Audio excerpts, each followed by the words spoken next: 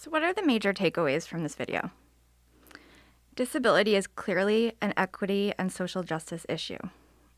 Differences in bodies, brains, and abilities are natural. Disability is socially constructed, and societal barriers, for example, attitudinal or environmental, are the problem, not the person. And finally, we're all responsible for ensuring access at Bates. It's not limited to one office or department. It's also critical that we consider intersectionality when we think about disability.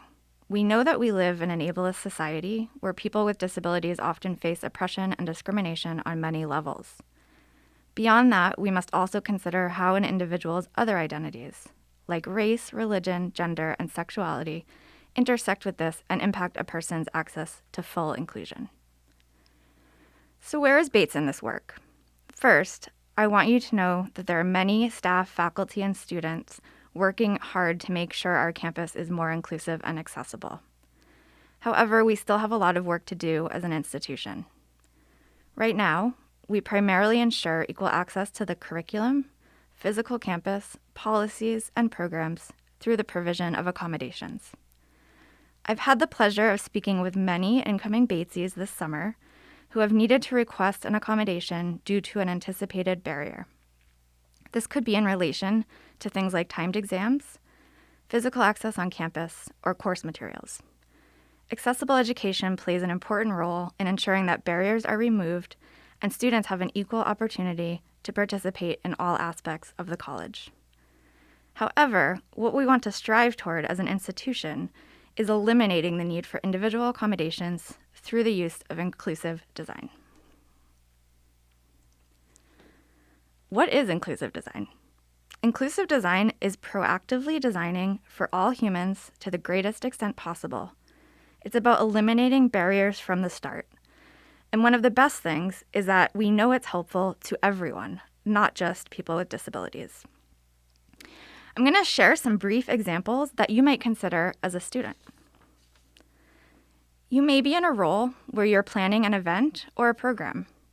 When choosing a space, investigate whether or not it is accessible. For example, is there an accessible entrance? Is there elevator access in the building? And is there an accessible bathroom? If you're giving a presentation in class, request a microphone to ensure that everyone can hear you.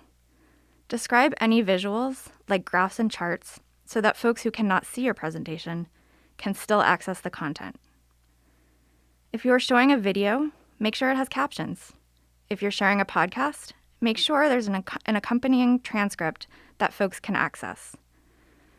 When you're communicating important information, provide multiple formats so folks can access in a way that is most accessible for them. These are just some examples, and there's a lot of information out there. I also want to stress that inclusive design is an ongoing process and requires constant reflection. I always like to share with folks that I am engaged in this work on a daily basis, and I still get it wrong all the time. This is the work.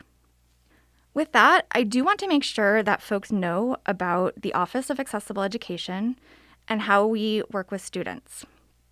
We're a resource for students with disabilities, and that could be related to learning, physical, mental health, vision, hearing, chronic health, mobility, and autism spectrum disorder, to give some examples. We work with students with disabilities who encounter or anticipate encountering a barrier in any aspect of the educational experience and may wish to request an accommodation. We also work with students who are experiencing a barrier and are not sure exactly why. And we're also available to talk with students who are interested in learning more about this work on campus.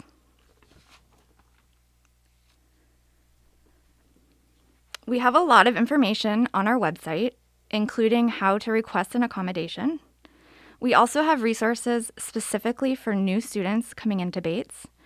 And we also have some technology tools that are available to all students at Bates and are worth checking out. If you do reach out to us, you can expect to meet with me or with Carson Dockham, who is our coordinator for accessible education and student support. You should know and feel confident that information that you share will be kept private.